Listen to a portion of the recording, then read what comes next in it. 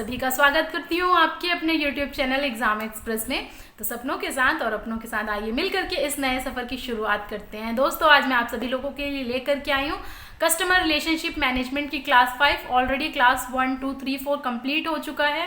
तो अगर कोई नया बच्चा हमसे जुड़ रहा है तो आप हमारे प्लेलिस्ट में जाकर के चेकआउट कर सकते हैं, या फिर लिंक मैंने डिस्क्रिप्शन में दे दिया, आप यहाँ से भी चेकआउट कर सकते हैं। और वीडियो को लास्ट तक ज़रूर देखें। वीडियो अच्छी लगे तो लाइक कर दीजिए, शेयर कर दीजिए दोस्तों के साथ, और चैनल को सब्सक्राइब नहीं किए हैं तो चैनल को सब्सक्राइब कर दीजिए और बेल आइकन प्रेस करना ना भूलें, ताकि जितने भी अपडेट्स और नोटिफिकेशन है वो सबसे पहले आप तक पहुंच सके।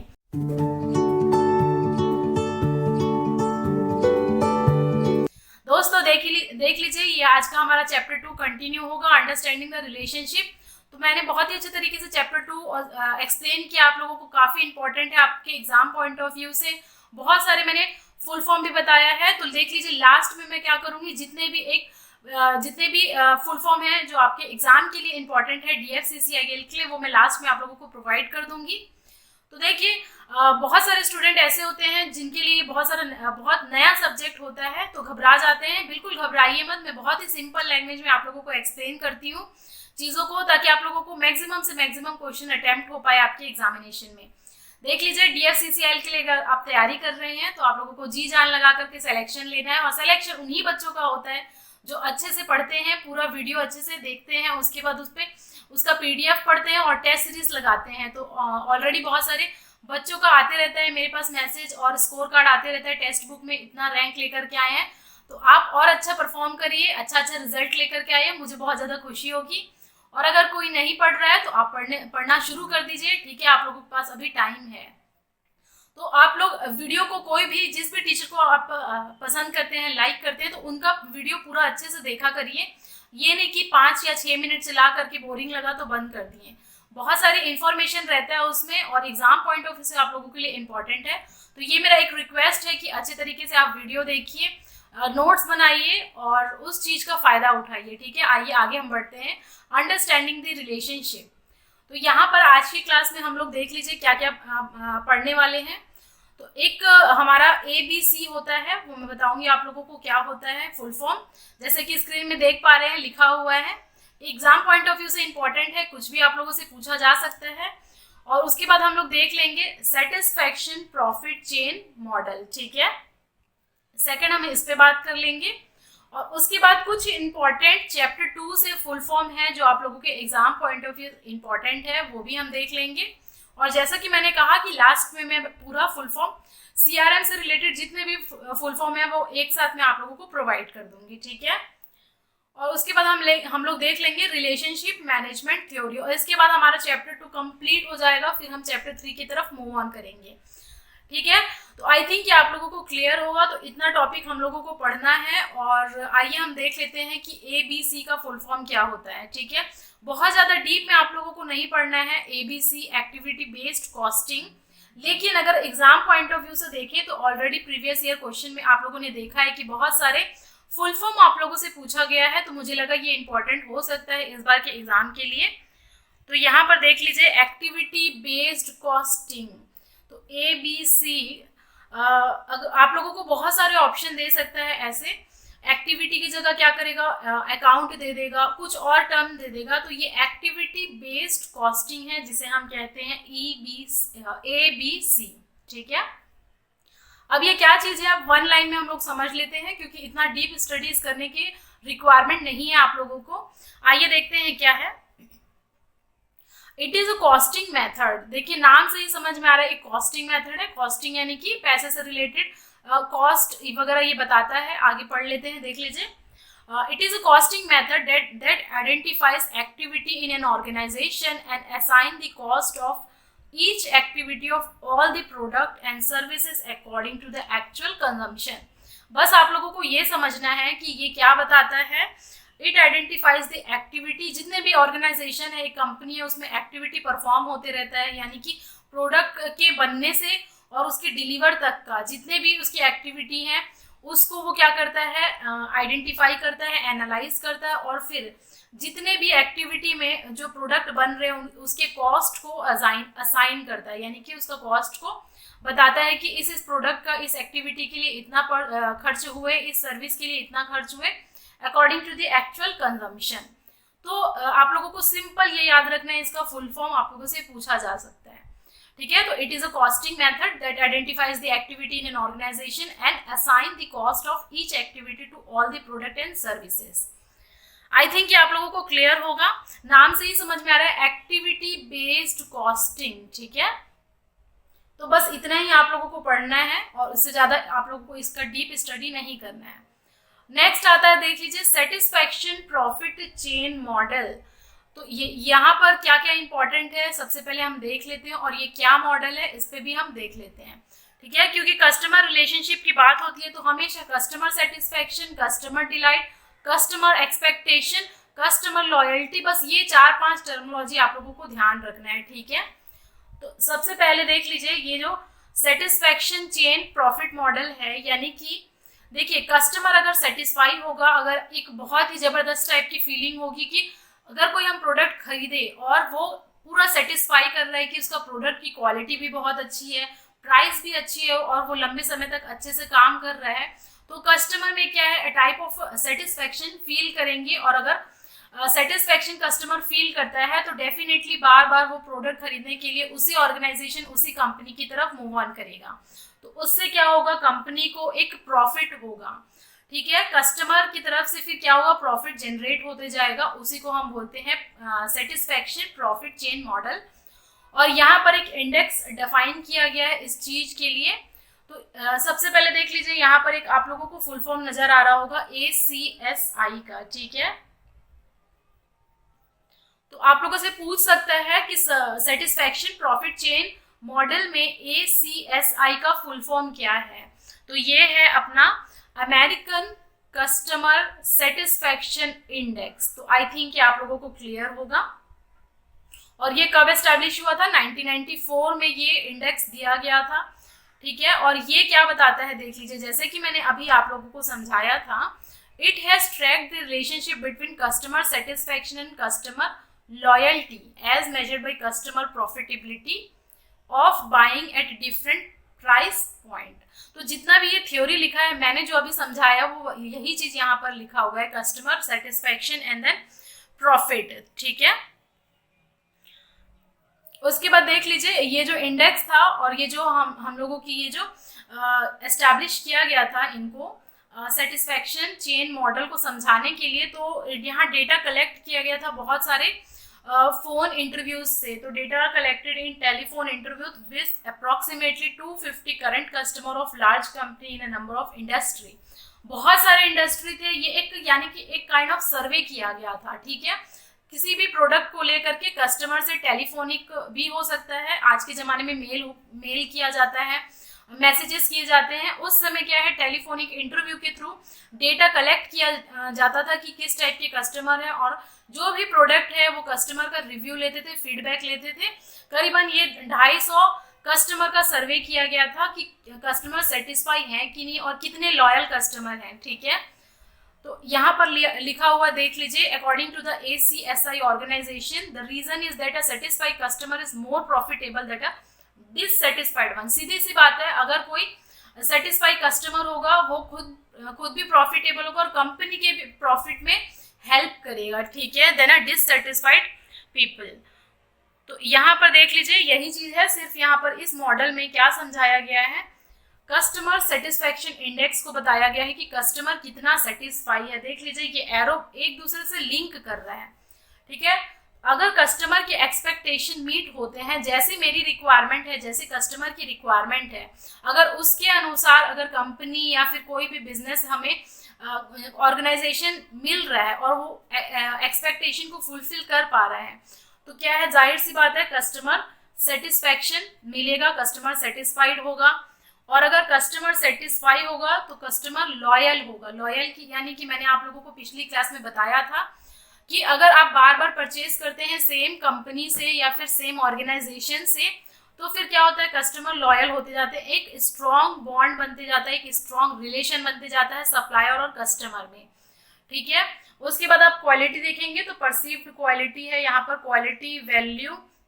उसके बाद अगर देख लीजिए सेटिस्फैक्शन नहीं होगा तो क्या करेंगे, फिर कंप्लेन करेंगे, ठीक है। कस्टमर कंप्लेन करते हैं, बहुत सारे कंप्लेंट रजिस्टर होते हैं, तो क्या किया जाता है, ईमेल के थ्रू भी किया जाता है या कस्टमर केयर पे कॉल भी किया जाता है। और फिर क्या अगर रिजॉल्व हो गया आपका कंप्लेन या कस्टमर का कंप्लेन, तो फिर सॉरी दोबारा से कस्टमर लॉयल हो जाता है, परचेज करना शुरू कर देता है। ठीक है, क्योंकि थोड़ा बहुत डिफेक्ट्स तो हर एक प्रोडक्ट में होता है या फिर हर एक कंपनी में थोड़ा बहुत चीज़ें कस्टमर की कंप्लेन आती रहती है। अगर वो रिमूव हो गया तो कस्टमर सेटिस्फाई हो जाएगा। ठीक है, तो यही चीज़ ये मॉडल बता रहा है, कस्टमर सेटिस्फैक्शन प्रॉफिट मॉडल। तो आप लोगों को बस इतना ही पढ़ना है, इसका फुल फॉर्म पढ़ना है। इससे रिलेटेड जो डेटा मैंने बताया है, customer satisfaction, loyalty, expectation, quality, customer complaints, ये सब बस आप लोगों को ध्यान रखना है। ठीक है, आई थिंक ये आप लोगों को क्लियर होगा। अब देख लीजिए, इसमें एक और फॉर्मूला है, एक और फुल फॉर्म है, इसको भी हम देख लेते हैं, क्योंकि फुल फॉर्म आप लोग कभी भी तुक्का नहीं मार सकते हैं। अगर आप लोगों को नॉलेज होगा, आप लोगों को सटीक पता होगा कि इसका फुल फॉर्म ये होगा, तभी आप लोग मार सकते हैं। तो at the national level, customer data from the Swedish customer satisfaction barometer, जिसे बोल रहा है SCSB, have been correlated with the corporate profit performance. ठीक है, तो ये भी एक बैरोमीटर, यानी कि ये भी एक सेटिस्फैक्शन लेवल मेजर करने का एक तरीका है कि कितना कस्टमर सेटिस्फाई है किसी भी ऑर्गेनाइजेशन से, वही चीज ये बता रहा है। ठीक है, उसके बाद ये देख लीजिए, ये पॉइंट जो ये डेटाबेस है, correlates customer measures with traditional financial measure of business performance such as productivity and return on investment. Database मैं आगे आप लोगों से डिस्कस करूंगी कि क्या होता है डेटाबेस, सब पे हम बात करेंगे। और यहाँ पर मेनली प्रोडक्टिविटी और रिटर्न ऑन इन्वेस्टमेंट कितना आ रहा है। अगर कोई कस्टमर सेटिस्फाई है तो जाहिर सी बात है किसी भी कंपनी का रिटर्न ऑन इन्वेस्टमेंट बढ़ता जाएगा, जितना इन्वेस्ट किया उसका रिटर्न आते जाएगा। और अगर कोई डिससेटिस्फाई कस्टमर है तो ये चीज़ नहीं होगा। ठीक है, उसके बाद देख लीजिए, फिर से वही चीज़ बता रहा है, लॉयल्टी, बिजनेस परफॉर्मेंस, सेटिस्फैक्शन, जो हम लोगों ने पिछली क्लास में देखा हुआ था। ठीक है, आई थिंक ये आप लोगों को क्लियर होगा। देख लीजिए, ये ग्राफ भी गिवन है, ये इंडेक्स और ये चीज को एक्सप्लेन करने के लिए एक ग्राफ है। अगर यहाँ पर कोई कस्टमर बिल्कुल भी सेटिस्फाई नहीं है प्रोडक्ट या सर्विस से, तो वो रिपीटेड परचेज कभी भी नहीं करेगा। ठीक है, देख लीजिए, नॉट एट ऑल सेटिस्फाई, तो यहाँ पर लो है बिल्कुल, यहाँ से स्टार्टिंग है, यहाँ से देख लीजिए, परचेज करेगा ही नहीं, कभी नहीं परचेज करेगा। आप खुद दूसरे को एडवाइस भी नहीं करेंगे कि आप ये कंपनी या ये प्रोडक्ट को परचेज करिए। ठीक है, तो अगर सेटिस्फाई नहीं रहेंगे तो नो रिपीटेड परचेज रेट, देख लीजिए ये परचेज रेट को शो कर रहा है। और जैसे जैसे कस्टमर का सेटिस्फैक्शन लेवल बढ़ेगा तो ये हमारा क्या है, ग्राफ ऐसा नॉन लीनियर बढ़ते जाएगा। ठीक है, तो आई थिंक ये आप लोगों को क्लियर होगा। और यहाँ पर हमारा क्या है, बहुत ज़्यादा सेटिस्फाई है कस्टमर, तो ये हमारा क्या है, पिक पे जाएगा, रिपीटेड परचेज होते जाएगा, रिपीटेड बार बार आप उसी कंपनी से खरीदने का प्रयास करेंगे। ठीक है, तो यहाँ पर हम लोग क्या देख पा रहे हैं, अगर कस्टमर बहुत ज़्यादा सेटिस्फाई है तो रिपीटेड परचेज करेगा। So it is a non linear relationship between a customer satisfaction and repeated purchase. तो ये देख लीजिए, ये क्वेश्चन आप लोगों से पूछा जा सकता है कि कस्टमर सेटिस्फैक्शन और रिपीटेड परचेज के बीच में कैसा ग्राफ होता है। ठीक है, तो नॉन लीनियर ग्राफ है, देख लीजिए, एक्सपोनेंशियली इंक्रीजिंग फंक्शन है ये। तो आई थिंक ये आप लोगों को क्लियर होगा। और यही हमारा क्या है, सेटिस्फैक्शन प्रॉफिट चेन मॉडल है, बहुत ही सिंपल है, आप लोगों को मेन टर्मिनोलॉजीज याद रखनी है। अब आइए हम देख लेते हैं कुछ इंपॉर्टेंट फॉर्मूला, कुछ इंपॉर्टेंट फुल फॉर्म्स जो चैप्टर 2 में देखने को मिला है मुझे, और आप लोगों के एग्जाम पॉइंट ऑफ व्यू से भी ये इंपॉर्टेंट हो सकता है। ठीक है, तो लाइक करते रहिए और शेयर करते रहिए।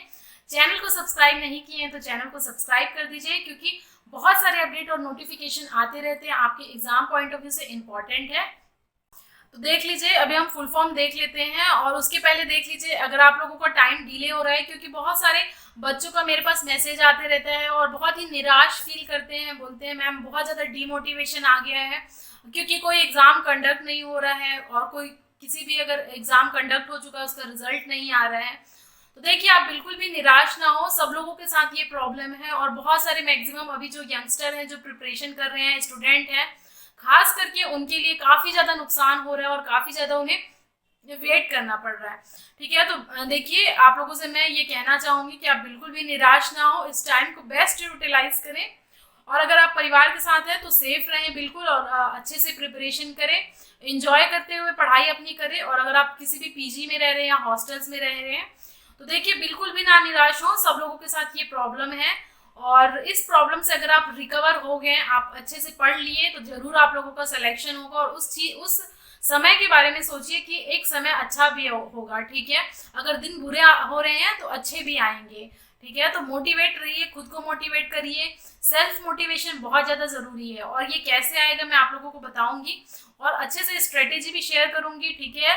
और अगर कोई बच्चा हमसे लाइव भी जुड़ना चाहता है तो जल्दी हम live session question and answer का सेशन कराएंगे, ठीक है। तो अगर आप चाहते हैं कि क्वेश्चन एंड आंसर आप लोगों के सभी क्वेश्चन का मैं जवाब दूं तो आप कमेंट बॉक्स में कमेंट करिए, जरूर मैं आप लोगों से इंटरेक्ट करने की कोशिश करूंगी, ठीक है। आइए हम देख लेते हैं full forms of in CRM।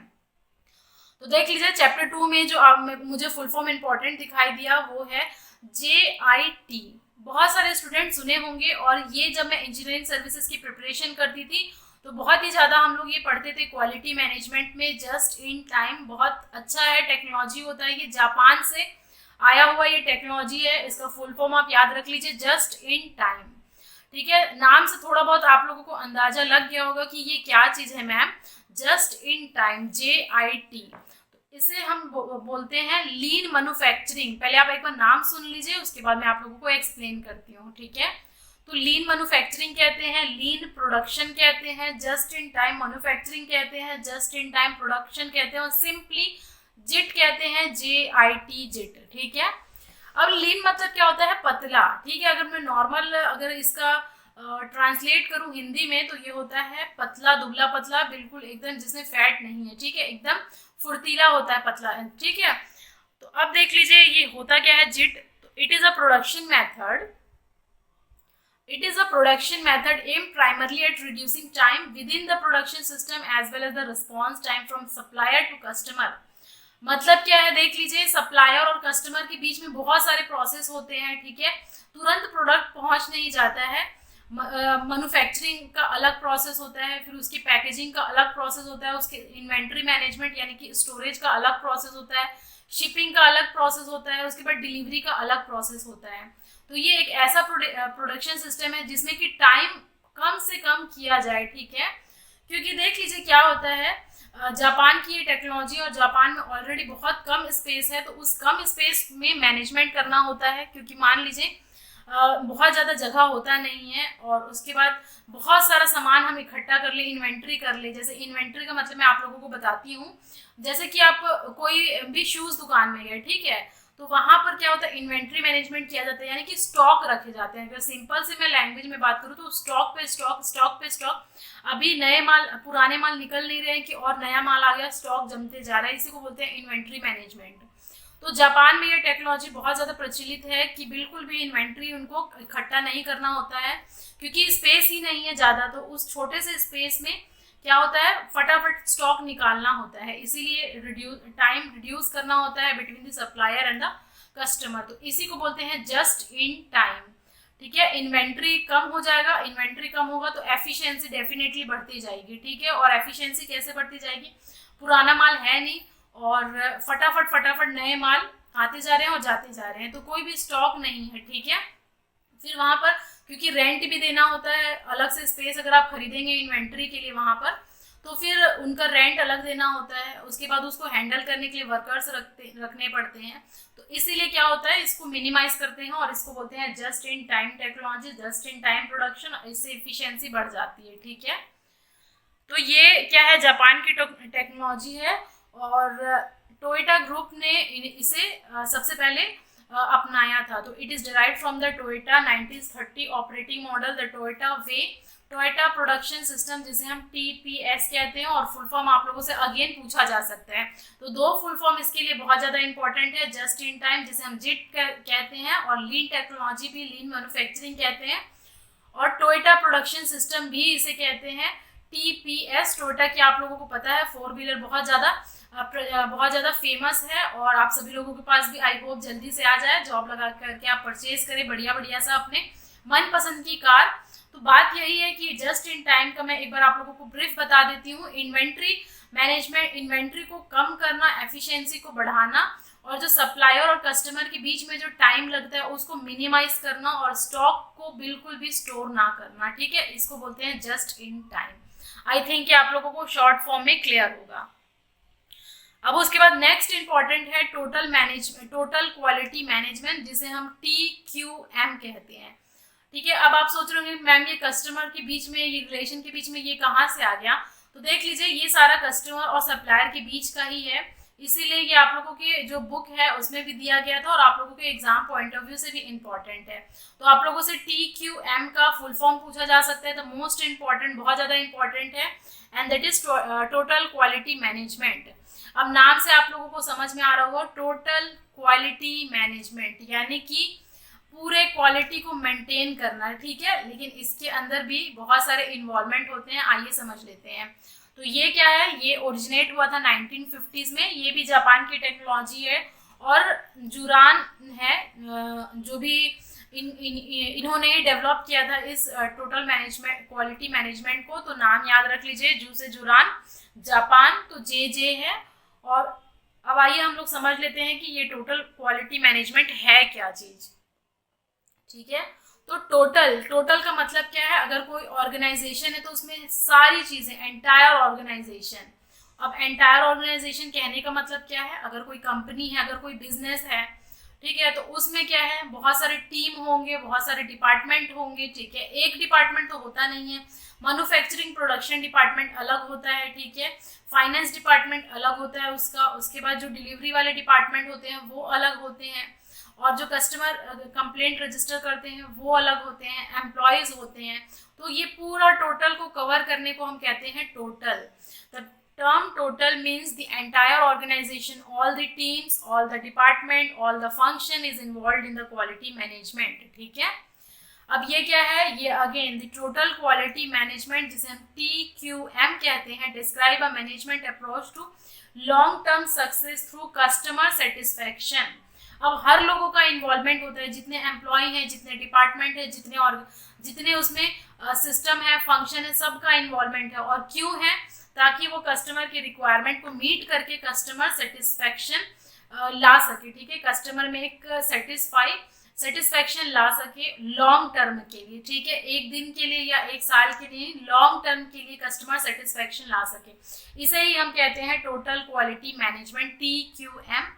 and all the member of an organization participate in improving the process, product, service and culture in which they work। तो सभी लोगों का यहाँ पार्टिसिपेशन रहता है ताकि प्रोडक्ट की क्वालिटी इंप्रूव हो सके, सर्विस की क्वालिटी इंप्रूव हो सके, और वहाँ जो वर्क कल्चर है वो इंप्रूव हो सके, ठीक है। तो इसे ही हम कहते हैं टोटल क्वालिटी मैनेजमेंट, और ये बहुत ही इंपॉर्टेंट टूल होता है किसी भी ऑर्गेनाइजेशन में क्वालिटी मेंटेन करने के लिए और कस्टमर सेटिस्फाई करने के लिए, ठीक है। आई थिंक कि आप लोगों को क्लियर होगा। और उसके बाद आ जाता है, देख लीजिए, ये आप सुंदर सा डायग्राम देख पा रहे हैं, यहाँ पर ये टोटल 8 एलिमेंट होते हैं, ठीक है, 8 एलिमेंट होते हैं टोटल क्वालिटी मैनेजमेंट के। तो सबसे मोस्ट इंपॉर्टेंट आप लोगों से पूछ सकता है कि टोटल मैनेजमेंट क्वालिटी में कितने एलिमेंट होते हैं, तो टोटल होते हैं 8, यहाँ पर मैं लिख देती हूँ आप लोगों के लिए, 8 टोटल एलिमेंट है। तो बीच में आप देख पा रहे हैं TQM। उसके बाद यहाँ पर आप चीजें समझिए थोड़ा सा, कौन कौन से एलिमेंट है। तो सबसे जो मोस्ट इंपॉर्टेंट है वो क्या चीज है, फोकस ऑन कस्टमर, वही है, कस्टमर पे फोकस करके, कस्टमर ओरिएंट करके, ओरिएंटेशन होना चाहिए, और बिल्कुल कस्टमर फोकस्ड होना चाहिए, डिलाइट होना चाहिए, कस्टमर को एक बेहतरीन तरीके से खुशी मिलनी चाहिए अगर आपके ऑर्गेनाइजेशन से वो जुड़ रहा है, ठीक है। अगर आपके कंपनी से वो प्रोडक्ट माल खरीद रहा है तो कस्टमर पे फोकस्ड होना चाहिए, सेटिस्फाई होना चाहिए, और साथ ही साथ कंपनी एम्प्लॉय का भी इन्वॉल्वमेंट होता है। तो एम्प्लॉय भी आप लोग की कंपनी के खुश होने चाहिए, सेटिस्फाई होने चाहिए, उनका पूरा 100% इन्वॉल्वमेंट होना चाहिए पूरे वर्क कल्चर में, ठीक है, वर्क में। अगर उनको अच्छे तरीके से ट्रीट किया जाएगा, ठीक है, अच्छे से सैलरी दी जाएगी, अच्छे से छुट्टियां दी जाएगी, अच्छे से एक रिलेशन बना करके रखेंगे, तो एम्प्लॉय है वो खुद ब खुद पूरा जी जान लगा देंगे, इन्वॉल्व हो जाएंगे। तो यहाँ पर टोटल क्वालिटी मैनेजमेंट यही कहता है कि एम्प्लॉय को भी खुश रखना, उनका प्योर इन्वॉल्वमेंट होना चाहिए। उसके बाद प्रोसेस सेंटर्ड है, तो जितने भी प्रोसेस होते हैं, जैसे कि मैंने कहा अलग अलग डिपार्टमेंट में अलग अलग प्रोसेस हैं, सबका एक दूसरे के साथ इन्वॉल्वमेंट होना चाहिए, इंटीग्रेटेड सिस्टम होना चाहिए। इंटीग्रेटेड का यही मतलब है कि अगर कोई प्रोडक्ट है तो प्रोडक्ट का क्या है, मैन्युफैक्चरिंग डिपार्टमेंट अलग होता है, मैन्युफैक्चर हो गया तो उसके बाद उसकी टेस्टिंग की जाती है, वो डिपार्टमेंट अलग होता है। उसके बाद अगर टेस्टिंग हो गया तो पैकेजिंग डिपार्टमेंट अलग होता है, डिलीवरी डिपार्टमेंट अलग होता है, फिर कंप्लेंट डिपार्टमेंट अलग होता है। तो ये सारा इंटीग्रेटेड एक साथ काम करेंगे, ठीक है, स्ट्रेटेजिक तरीके से काम करेंगे, स्ट्रेटेजी फॉलो करके decision making based on fact. फिर अगर कोई मान लीजिए दिक्कत आ रही है कोई प्रोडक्ट या सर्विस में, फिर फैक्ट बहुत सारे इकट्ठा करेंगे कि क्यों दिक्कत आ रही है, किस प्रोडक्ट में क्या दिक्कत है, सारे फैक्ट्स इकट्ठा करेंगे कि क्या क्या प्रॉब्लम्स है, उसको ठीक करेंगे और एक प्रॉपर डिसीजन ले पाएंगे। और कम्युनिकेशन बहुत ज़्यादा प्रॉपर होना चाहिए टोटल क्वालिटी मैनेजमेंट में, क्योंकि बहुत सारे डिपार्टमेंट अलग हैं, बहुत सारे डिपार्टमेंट में एक दूसरे से इंटरेक्ट करना है, एम्प्लॉयज़ हैं एक दूसरे अलग अलग डिपार्टमेंट के, तो कम्युनिकेशन यहाँ पर एक इम्पॉर्टेंट रोल प्ले करेगा टोटल क्वालिटी मैनेजमेंट में। और फिर क्या है, कंटिन्यूअस इम्प्रूवमेंट होना चाहिए। ऐसा नहीं है कि अगर एक बार आपका प्रोडक्ट अच्छा बन गया तो उसका इम्प्रूवमेंट नहीं है, कंटिन्यूअस इम्प्रूवमेंट बहुत ज़रूरी है टोटल क्वालिटी मैनेजमेंट के लिए, क्योंकि ये लॉन्ग टर्म प्रोसेस है, लॉन्ग टर्म में कस्टमर को सेटिस्फाई करना होता है। और ये सिर्फ कंपनी में नहीं, ये आप लोगों की लाइफ में भी इम्पोर्टेंट है कि कंटिन्यूअस इम्प्रूव करना है। अगर आज आप लोगों का जैसा भी है, कल आपका आज से बेहतर होना चाहिए, ठीक है। अगर आपने आज टेस्ट में 120 में से 85 स्कोर किया है, तो कल के दिन का टेस्ट या जब भी आप टेस्ट देंगे तो 85 से आप लोग का प्लस होना चाहिए, कंटिन्यूअस इम्प्रूवमेंट होना चाहिए। ये नहीं कि और आप लोग का डिमोशन हो गया, ठीक है। तो कंटिन्यूअस इम्प्रूवमेंट करना है, और ये सारे एक साथ पूरे 8 एलिमेंट काम करते हैं टोटल क्वालिटी मैनेजमेंट में। आई थिंक कि आप लोगों को यहाँ तक क्लियर होगा। तो इतना ही आप लोगों को पढ़ना है total management, total quality management, जिसे हम TQM कहते हैं, ठीक है। देख लीजिए कितना बढ़िया सा हमारा सिस्टम है, मैनेजमेंट सिस्टम है। अब उसके बाद एक और इम्पॉर्टेंट यहाँ पर फुल फॉर्म दिखा चैप्टर 2 में, तो एफिशिएंट कंज्यूमर रिस्पॉन्स, ECR। तो ECR का फुल फॉर्म आपको पूछ सकता है कस्टमर रिलेशनशिप मैनेजमेंट में। और ये भी क्या है, ये भी एक स्ट्रेटेजी है to increase the level of service to the customer. सीधी सी बात है, आप लोगों को नाम से ही समझ में आ रहा होगा, एफिशिएंट कंज्यूमर रिस्पॉन्स। तो ये भी क्या है कि स्ट्रेटेजी है, increase the level of services satisfaction to the consumer, ठीक है। और ये यहाँ पर भी क्या होना चाहिए, क्लोज कोऑपरेशन होना चाहिए, आपस में क्या होना चाहिए, तालमेल बैठना चाहिए, किसके किसके बीच में, रिटेलर, होलसेलर एंड मैन्युफैक्चरर के बीच में। और फिर लास्ट में आते हैं हमारे कंज्यूमर। तो ठीक है, समझ में आया आप लोगों को। तो एग्जाम पॉइंट ऑफ व्यू से आप लोगों को इसका फुल फॉर्म जरूर याद करके जाना है, ठीक है। एफिशिएंट कंज्यूमर रिस्पॉन्स है, यहाँ कस्टमर रिस्पॉन्स नहीं है, कंज्यूमर रिस्पॉन्स है। ये आप लोगों को ध्यान रखना है, क्योंकि जो MCQs क्वेश्चन में ऑप्शंस होते हैं उसमें ऐसी हेरा फेरी की जाती है, ठीक है। तो आई थिंक ये आप लोगों को क्लियर होगा। नेक्स्ट आता है, अगेन फुल फॉर्म आता है EDI, इलेक्ट्रॉनिक डेटा इंटरचेंज। नाम से समझ में आ गया होगा आप लोगों को, इलेक्ट्रॉनिक डेटा इंटरचेंज, यानी कि पेन और पेपर ना लेकर के इलेक्ट्रॉनिकली डेटा एक्सचेंज कर रहे हैं, थ्रू मेल हो गया या फैक्स हो गया, तो उसके थ्रू क्या हो रहा है, डेटा एक्सचेंज हो रहा है, ठीक है। ठीक है, तो देख लीजिए, electronic data interchange EDI is an electronic interchange of business information using a standardised format. Electronic interchange है, नाम से ही आप लोगों को समझ में आ रहा है। जैसे कि अभी देख लीजिए, एक डायग्राम के थ्रू हम समझते हैं, process which allow one company to send other company via electronic media. यानी कि देख लीजिए, जैसे कि मान लीजिए ये बायर है, जैसे कि हम लोग अमेजोन में अगर परचेज करते हैं तो वो हम लोग क्या करते हैं, परचेज करते हैं तो ऑर्डर वो लोग लेते हैं कंपनी वाले। तो यहाँ से क्या करता है, बायर एक जनरेट करता है परचेज ऑर्डर।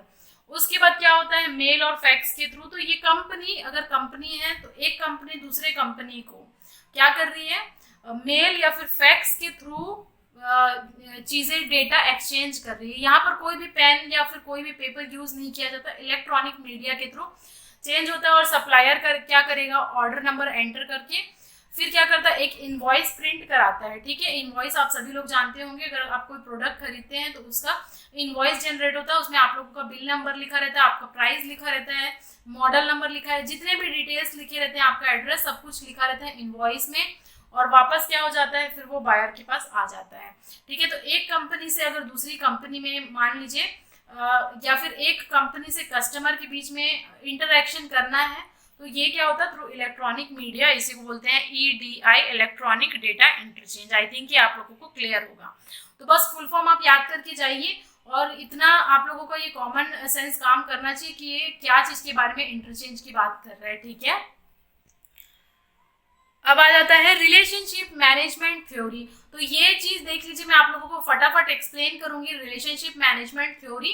तो ये बिल्कुल थ्योरेटिकल है, फटाफट सुनते जाइएगा, आप लोगों को हो सकता है एग्जाम में पूछ लिया जाए। तो हम लोगों को ऐसी तैयारी करनी है कि एक सिंगल हम लोगों का कोई भी चीज छूट ना जाए। ठीक है, अगर 12 क्वेश्चन आ रहे हैं तो मैक्सिमम से मैक्सिमम क्वेश्चन आप अटेम्प्ट करके आए। और मैं ये कहूंगी कि आप लोगों को इतनी अच्छी तैयारी होनी चाहिए, कम से कम आप 11 से 12 क्वेश्चन जरूर अटेम्प्ट करके आए, बिल्कुल करेक्ट अटेम्प्ट करके आए। अब आइए देख लेते हैं। तो ये रिलेशनशिप मैनेजमेंट जो थ्योरी है, वो ये थ्योरी को 5 स्कूल्स यानी कि 5 जगह से समझाया गया है। ठीक है, अपना अपना ये लोग क्या दिए हैं, अपना अपना बिलीफ दिए हैं, अपना अपना नजरिया देखे हैं कि कैसा कस्टमर और सप्लायर के बीच में रिलेशन होना चाहिए। ठीक है, कस्टमर और सप्लायर के बीच में कैसा रिलेशनशिप होना चाहिए, इसे समझाने के लिए 5 जगह से, जिसे हम कह रहे हैं 5 मेन स्कूल ऑफ थॉट है, इन्होंने ये थ्योरी को समझाया था। ठीक है, तो the major school of thought are, यहाँ पर 5 हम स्कूल डिस्कस करेंगे। अब आप सोच रहे होंगे ये क्या चीज स्कूल है, कुछ नहीं है, ये एक ऑर्गेनाइजेशन है। ठीक है, जैसे कि एक ये स्कूल जैसा बना दिया गया है, जिसमें कि ये सारे इन्होंने पूरा स्टडी किया होगा अच्छे तरीके से, पूरा डेटा इकट्ठा करके फिर देखा होगा कि कंज्यूमर, कस्टमर और सप्लायर के बीच में किस टाइप का रिलेशन होता है, कैसी परचेजिंग पावर होती है, सब कुछ। तो आइए फटाफट हम देख लेते हैं। आप लोगों को फिर से एक फुल फॉर्म याद रखने की जरूरत है, IMP, the industrial marketing and purchasing school. ठीक है, ये पहला स्कूल है। ये किस चीज पे बात करेगा वो हम देख लेंगे।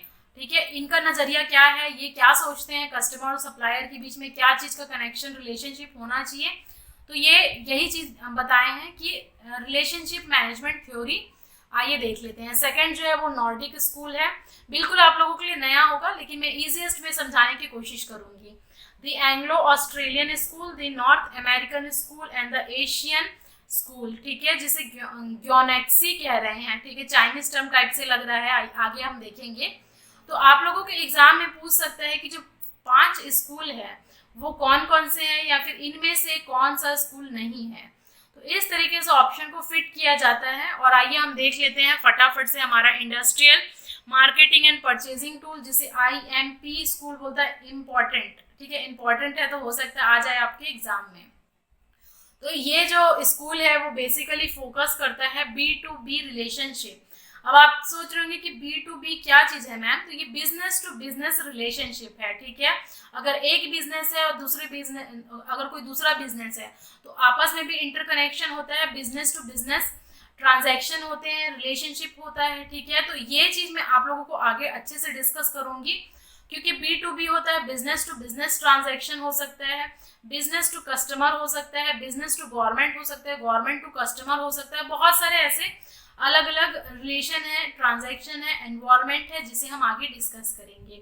तो ये जो स्कूल है वो मेनली फोकस करता है B2B रिलेशनशिप पे। ठीक है, बस आप लोग को इतना समझना है, इससे ज़्यादा बहुत सारी थ्योरी थी इसकी, लेकिन मुझे लगा कि इतना आप लोगों के एग्जाम के लिए इम्पोर्टेंट नहीं है। जो इम्पोर्टेंट था वो मैंने यहाँ पर लिख दिया आप लोगों के लिए। सेकेंड है नॉर्डिक स्कूल। ठीक है, तो ये मेनली किस चीज़ पे फोकस करता है देख लीजिए, service, role of service in supplier customer relationship. मतलब सिर्फ और सिर्फ सर्विस पे, यानी कि कस्टमर और सप्लायर के बीच में कैसा रिलेशन है इन टर्म्स ऑफ सर्विस। ठीक है, सर्विस कैसा है वो ये स्कूल डिफाइन करता है। और इसके जो मेन प्रोपोनेंट थे, मेन जो फाउंडर और जो मेन रोल प्ले किए थे, उन्होंने नाम लिखा हुआ है देख लीजिए, क्रिश्चियन ग्रोन रूस एंड इवर्ट गैमनसन। ठीक है, तो ये पढ़ा भी नहीं जा रहा है, इतना इंपॉर्टेंट नहीं है, लेकिन अगर आएगा तो आप लोगों को एक बार देखा हुआ रहेगा तो आप मार सकते हैं एटलीस्ट टिक। ठीक है, देख लीजिए। अब आते हैं हम लोग मेन इंपॉर्टेंट पॉइंट फटाफट देख लेते हैं। तो इस द की idea advocated by this school is that this service is a significant component of transaction between supplier and their customer. ठीक है, सर्विस पे मेनली ये फोकस कर रहे हैं। ये स्कूल सर्विस पे मेनली फोकस करता है। जैसे कि मान लीजिए अगर आपने कॉफी शॉप में गए या फिर अगर आप पिज़्ज़ा खाने गए, जैसे डोमिनोज का पिज़्ज़ा आप लोगों को बहुत पसंद होता है, तो वहाँ पर गए तो सब मतलब वहाँ का जो रिलेशन है, ट्रांजैक्शन कैसा है, सर्विस कैसा प्रोवाइड कर रहे हैं, उस पर ये मेनली स्कूल फोकस करता है। ठीक है, तो ये सर्विस टर्म बस आप लोगों को ध्यान रखना है। And their work become influential in the development of relationship field of relationship marketing. ठीक है, तो बच्चे आप मेरे को मैसेज कर रहे थे कि मैम जो इकोनॉमिक एंड मार्केटिंग का जो क्वेश्चन आया हुआ है प्रीवियस ईयर में, वो बिल्कुल अलग है जो हम इकोनॉमिक्स पढ़ते हैं। तो अलग है, क्यों अलग है? क्योंकि मार्केटिंग से क्वेश्चन ज़्यादा आए हुए हैं, तो आप लोगों को बुक पढ़ना पड़ेगा मार्केटिंग का। ठीक है, इकोनॉमिक जो बेसिक है वो नहीं पूछा जाएगा, इकोनॉमिक्स ऑफ मार्केटिंग से क्वेश्चन आया हुआ है। ठीक है, तो दोनों अलग अलग पर्सपेक्टिव है। और जैसे ही CRM कंप्लीट हो जाएंगे, मैं कोशिश करूंगी जल्द से जल्द आप लोगों को मार्केटिंग, इकोनॉमिक एंड मार्केटिंग समझाने का। ठीक है, तो बने रहिएगा, लाइक करते रहिए। और ये जो स्कूल है वो मेनली फोकस करता है B2B, business to business environment and business to customer environment. ठीक है, तो ये चीज़ हम बाद में देखेंगे कि ये क्या चीज़ है, बिजनेस टू कंज्यूमर है कि कस्टमर है। ठीक है, तो ये नेक्स्ट या उसके नेक्स्ट क्लास में एक्सप्लेन की जाएगी। तो मैं एक फ्लो में आप लोगों को पढ़ा रही हूँ ताकि आप पूरा कस्टमर रिलेशनशिप दिमाग में बैठा ले, एक कहानी जैसा। ठीक है, और ये स्कूल है मेनली क्या है, identify 3 major characteristics of commercial relationship, interaction, dialogue and value, जिसे हम collectively triplet of relationship marketing कह रहे हैं। तो ये टर्म है मार्केटिंग का। जब हम देखेंगे मार्केटिंग का कंसेप्ट, तब हम वहाँ पर पढ़ेंगे कि क्या इंटरेक्शन तो आप लोगों को समझ में आ रहा है, डायलॉग एंड वैल्यूज क्या चीज़ है। ठीक है, तो ये वैल्यूज एथिक्स में हम लोगों ने हम पढ़ते थे, तो इतना बस आप लोगों को एटलीस्ट पता होना चाहिए। ये खत्म हो गया यहाँ पर। और मुझे अब जो इम्पोर्टेंट लगा वो ये है एंग्लो ऑस्ट्रेलियन स्कूल, और मेनली ये सिर्फ कस्टमर रिलेशनशिप के साथ नहीं, सबके साथ रिलेशनशिप देखता है। देख लीजिए, ये the Anglo Australian school takes the view that companies not only form relationship with customer but also a wide range of other stakeholder like employees, shareholder, supplier, buyer and government। यानी कि इसमें हर एक चीज पे बात होगा, सिर्फ कस्टमर पे ही नहीं, एम्प्लॉय का भी आपस में रिलेशनशिप देखा जाएगा, शेयर होल्डर का देखा जाएगा, अगर कंपनी को कोई शेयर होल्डर है उनके बीच में भी, सप्लायर के बीच में भी, बायर के बीच में एंड गवर्नमेंट के बीच में भी। तो ये एक पूरा वास्ट एरिया को कवर कर रहे हैं एंग्लो ऑस्ट्रेलियन स्कूल।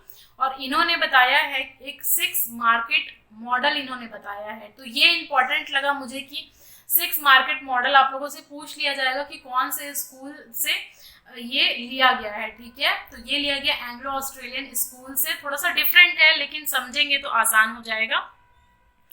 और ये 6 मार्केट क्या है, यानी कि ये जो 6 मेन मार्केट है वो किस चीज पे फोकस कर रहा है, तो इंटरनल मार्केट, इंटरनल यानी कि एम्प्लॉय, अगर ऑर्गेनाइजेशन का इंटरनली हम कहें तो वो उनके एम्प्लॉयज होंगे। ठीक है, अगर सप्लायर मार्केट है तो सप्लाई में क्या हो जाएंगे, मेन जो सप्लायर हैं, चीज़ों को सप्लाई करते हैं, वो हो गए। और फिर अगर कोई जॉइंट वेंचर का पार्टनर है, आपस में कोई पार्टनर है या फिर पार्टनरशिप है, तो वहाँ पर ये आ जाएंगे सप्लायर मार्केट। फिर आ गया रिक्रूटमेंट मार्केट, तो रिक्रूटमेंट नाम से ही समझ में आ रहा है, लेबर मार्केट, जितने भी कंपनी में लेबर हैं उनको फोकस किया जाएगा। रेफरल मार्केट है, रेफरल मार्केट का ये मतलब है कि अगर कोई कस्टमर है, उनको बहुत ज़्यादा चीज़ें पसंद आई हैं, तो वो क्या करेगा, अपने खुद के मुंह से और बहुत सारी तारीफ करते नहीं थकेंगे और रिफ़र करते जाएंगे एक दूसरे को। जैसे कि ऐप्स होता है, अगर ऐप आपको कोई पसंद आती है तो आप क्या करते हैं, एक दूसरे को रिफ़र करते हैं और आप लोगों को फिर कैशबैक दिया जाता है। ठीक है, और क्रॉस रेफरल नेटवर्क है। उसके बाद इन्फ्लुएंस मार्केट में गवर्नमेंट आ गया, regulatory, share holder and business press आ गया। तो ये इतना इंपॉर्टेंट नहीं है। कस्टमर मार्केट में both intermediaries and end user, end user मतलब जो हम यूज करते हैं वो, और इंटरमीडियरीज मतलब बहुत सारे अलग अलग बीच में और लोग कस्टमर भी होते हैं, और वो हम क्यों क्या करते हैं, सामान बेचते हैं। ठीक है, तो होलसेल से ला करके जो छोटे मोटे दुकान के हैं वो लोग इंटरमीडियरीज हो गए, और एंड यूजर हम हो गए। यहाँ पर जो कस्टमर मार्केट है सबसे बीचों बीच में रहेंगे ये, क्योंकि सबसे मोस्ट इम्पॉर्टेंट वही चीज है। सप्लायर मार्केट मैंने बताया हुआ है, रेफरल मार्केट बता दिया, इन्फ्लुएंस मार्केट, रिक्रूटमेंट मार्केट यानी कि लेबर, और जो इंटरनल मार्केट थे वो उनके एम्प्लॉय थे। तो ये 6 आप लोगों को मार्केट जो भी है 6 टर्म याद रखना है। कौन कौन से, internal, employ, referral market, supplier market, customer market, और दो और कौन से हैं देख लीजिए, influence market and recruitment market. तो इसे कहते हैं 6 मार्केट मॉडल, और मेरे ख्याल से ये इंपॉर्टेंट आप लोगों के एग्जाम पॉइंट ऑफ व्यू से हो सकता है। और देख लीजिए जो नॉर्थ अमेरिकन स्कूल जो नेक्स्ट है वो मेनली फोकस करते हैं commitment, trust, theory of relationship marketing. ठीक है, तो यहाँ पर मेनली ट्रस्ट पे बात की जाती है इस स्कूल में या फिर इस जगह पे, कि कमिटमेंट कैसा है। जैसे कि हमने पिछले क्लास में डिस्कस किया था कि किसी भी अगर रिलेशनशिप मेंटेन करना है कस्टमर और सप्लायर के बीच में, तो ट्रस्ट और कमिटमेंट दो मेजर कंपोनेंट रोल प्ले करते हैं रिलेशनशिप मेंटेन करके और कस्टमर को सेटिस्फाई करने के लिए। ठीक है, तो ये इसी चीज पे बात करते हैं। और भी बहुत ज्यादा थ्योरी था लेकिन मुझे इंपॉर्टेंट नहीं लगा, सिर्फ इतना इंपॉर्टेंट लगा, इससे आप लोगों को पूछा जा सकता है। फिर लास्ट में जो स्कूल आता है वो एशियन ग्यूनेक्सी स्कूल। तो ग्यूनेक्सी का यहाँ पर प्रोनाउंसिएशन है Gwen she, is essential a philosophy for conducting business and other interpersonal relationship in the Chinese. तो ये आप लोग के लिए इंपॉर्टेंट नहीं लगा मुझे, चाइनीज से आया हुआ टर्म है, नाम से भी समझ में आ रहा है। तो 5 स्कूल आप लोगों को थोड़ा सा ध्यान रखना है। और उसके बाद हमारा क्या है, ये चैप्टर 2 पूरा खत्म हो गया है। चैप्टर 3 में हम बात करेंगे आगे और भी कौन कौन से क्वेश्चन आपके एग्जाम पॉइंट ऑफ व्यू से आए हुए हैं। ठीक है, तो आई होप यहाँ तक आप लोगों को लेक्चर बहुत अच्छे से क्लियर होगा। ठीक है, तो जितने भी स्टूडेंट्स हैं अगर वो सिर्फ 5-6 मिनट देख करके छोड़ देते हैं, तो मैं उनसे यही कहूँगी कि अगर आप लोगों को सिलेक्शन लेना है, फाइनल में आप अपना नाम देखना चाहते हैं, तो आप लोगों को अच्छे तरीके से पूरा लेक्चर देख करके उसको समझना होगा, फिर क्वेश्चन लगाने होंगे। और ये मेरी 100% गारंटी है कि आप लोगों का फिर सिलेक्शन कोई नहीं रोक सकता है। ठीक है, तो फिर हम नेक्स्ट क्लास जल्दी ही लेकर के आएंगे और कोशिश करूंगी जल्द से जल्द सिलेबस कंप्लीट करा दिया जाए। तो अगर वीडियो अच्छी लगे तो लाइक कर दीजिए, शेयर कर दीजिए, और चैनल को सब्सक्राइब नहीं किया तो चैनल को सब्सक्राइब कर दीजिए। थैंक यू वेरी मच, मिलते हैं हमारे नेक्स्ट वीडियो।